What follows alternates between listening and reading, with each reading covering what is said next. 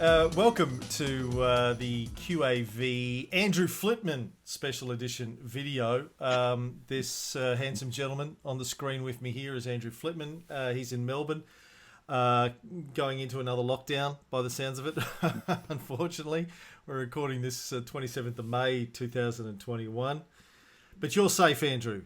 I'm safe. Yep, I'm good. We're in Torquay. We're in St Kilda and Torquay, but I'm in Torquay, so yeah, disease Oh, right. can't travel down here, so that's good. Oh, that's yeah. The disease can't travel. That's been well established. The disease can't move around. Very local. Yeah. So, anyone watching this, you probably know about Andrew Flitman's version of the checklist, which we put out a couple of months ago, early 2021. Andrew has a business modeling background. He's a professional at this kind of stuff. World's leading expert. No one knows more about business modeling with spreadsheets than Andrew does. He had a look at Tony's spreadsheet and said, well, that's good, but I could do better. So he was very generous to build, share with us the version that he built for himself, which I think is possibly a little bit more user-friendly for those of us that aren't Excel gurus like Tony is. Well, he's very comfortable with Excel, where a lot of us aren't. So I did, when we put that out, I did put up some instructions, like step-by-step instructions, but a few people have contacted me and said, yep, can't follow the instructions. Can you get Andrew to do a video and show us how to use it? And that is why we're gathered here today. So welcome, Andrew, and thanks again for sharing your IP with us. Look, I, as I've said many times to you before, I'm very grateful to Tony for sharing his IP. So, I'm a member of the club, and I'm happy that this can be my little contribution to it. So good. Thank you. Well, without further ado, I guess so what we're going to do today is we're going to show people how you would use it, how you go through it step by step. Yeah. I'll ask you to share your screen with us when you're ready and take control. Or take over the helm. Yeah, that'd be good. Brilliant. So this is the current version that's at 1.7.4. That's currently on the QAV website or QAV site. Anyway, what I'll do is I'll step through this. So look, this model is in many ways very similar to Tony's model. So what actually happened was I saw Tony's model, and it's obviously written by someone who knows Excel, but has been using it for a long time and perhaps didn't know some of the sort of the newer features that makes Excel a little bit easier to use, a little bit more flexible. And for me personally, being fairly new to the system, the QAV system, I thought a good way for me to understand the system would be to develop my own spreadsheet. So I did that, and then, as you say, I thought, well, other people might benefit from this too. So what I'll do, I'll kind of step through a simple run of using this particular model, and hopefully people sort of pick up what to do from that, and then you can interject questions. So this is the model, and it's got Cameron's written instructions on the front page, followed by a few tabs. So the data that comes in from Stock Doctor, which I'll run through in a minute, is on this sheet. Then there's a manual data tab, which again I'll run through. Then there is the model has separated out the scores given for various answers to questions throughout. And this just allows some flexibility. And again, I'll talk through that as I go through the model. So that's the global parameters sheet. And then the guts of Tony's methodology, if you like, is in this particular tab here. And there's also something called formulae snippets at the end. So that's the way that the model is kind of structured, and very similar, as I said, to Tony's model. The big innovation was it's a few things I've done that make it a little bit different from Tony's. Probably the biggest one is the fact that I'm using something called tables functionality in Excel. So tables functionality in Excel replaces Tony's use of what is called VLOOKUP, which is a clever way of looking up tables and pick up values in Excel, which was the only way to do it up until, 2015 or whenever this was introduced. The advantage of tables there are several advantages, but for the purposes of here, the biggest advantage is, as you can see, if you click inside the table, rather than having columns A, B, C, D, E, F, and so forth, the actual headings of the are actually replacing those column letters. Okay, which actually means you don't have to lock columns at the top or rows at the top. You can just see them all the way through.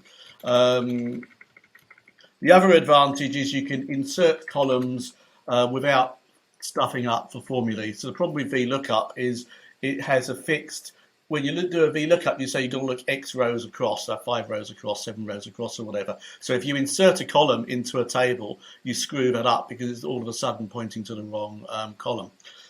Whereas using tables, you don't have that problem, which means this thing is more customizable.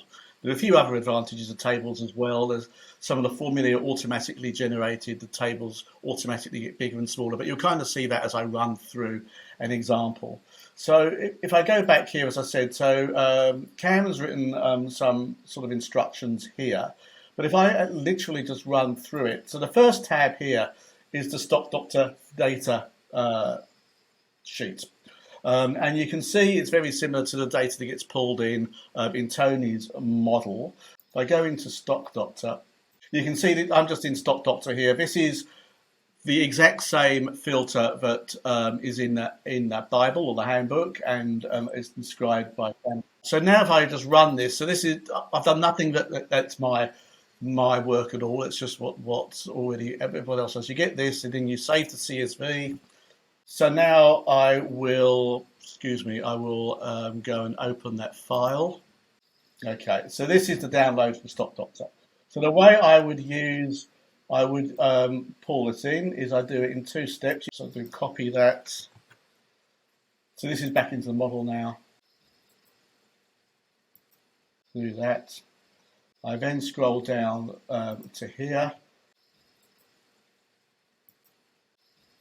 Go back in here. Okay, so now that is fewer records than were here in the previous version. So if you scroll down here, what you would do is you will see these are surplus rows. So what I would then do here, delete those. Okay, so this is what's been imported from Stock Doctor. Next thing I would do, I select column A that I've just imported in. That's all the ASX codes for what we have. Copy that. Go over to this sheet here. Go to column A, sorry. Paste the values, and you can see all the other formulae automatically updated. Again, I'll scroll to the bottom of this. It's probably not the most efficient way to do it. Now, in this particular example, from the previous run, there were fewer codes that were in the filter. Again, what I would do in this particular case then is I would delete these surplus ones. And Andrew, can you just remind me why we need to copy and paste column A from the SD data tab over to the QAV scored tab? Yeah, so in Tony has everything in the one sheet. So there's no need to do it in his because it's all in the one sheet, which has that advantage. It's all in the one sheet. The disadvantage is it's kind of bad coding practice because you're mixing data inputs with formulae in the same area, which makes a poor idea. So what I've essentially done is I've split Tony's sheet into 2 parts. You know, one the data part and one all his clever calculations part. And to make sure those 2 bits align, this QAV score sheet has to have the same rows as the other one. So that's why I do it. In the case that's why you do it, and that's why it's not needed in Tony's because it's all in the one sheet. Now, in this particular example, as I said, there were fewer rows in the new run of the filter than there were in the old one, and so what I did, I went to the bottom of each sheet and I deleted the surplus rows. You saw me doing that in those 2 sheets. In the opposite case, where there are more in the new run than the old previous instance of the model. The tables functionality means that the tables will automatically be extended by the new one. So you don't have to do any of this sort of formatting. You only need to adjust the table size in the case where there are fewer. Okay. So we've got the stock doctor data. Essentially, we can forget now the stock doctor data table. Okay, it's got the data in, and that data now is driving what is happening elsewhere in this model. So you've got that in here. So the first thing is you want to check that the price to operating cash flow is less than 7. You want to filter, you want to remove those stocks in this table. You don't want to be able to see them. So one other advantage of tables is that they're very powerful for filtering and sorting. Okay, so I'll try and demonstrate that to you now. So the first thing you would do, and you can correct me, is you would filter. So by having a table, you automatically have this down arrow for each of these columns. If you click on that, you can actually filter either by specific values, or what I would be doing in this particular case, you would filter, so you only want to see the ones less than or equal to 7. Okay. All right, so now the only rows that are visible are those where the price to operating cash flow is less than or equal to 7. The other thing you'd want to do, you can also sort on these columns as well. So you probably want to sort largest to smallest. Okay, so there you have that. Now, another thing that this model has that Tony's doesn't, and when you open the model up, you might get a little message saying, do you want to enable macros? There is a very simple macro in here. And what that macro relates to is this particular column here. And that is visible column. And you can see it's pulling up a function that doesn't exist in any other version other than this version, which has the macro in it, is whether this row is visible. And it's either true or false. So obviously you can see the row is visible here, so they're all going to be true here.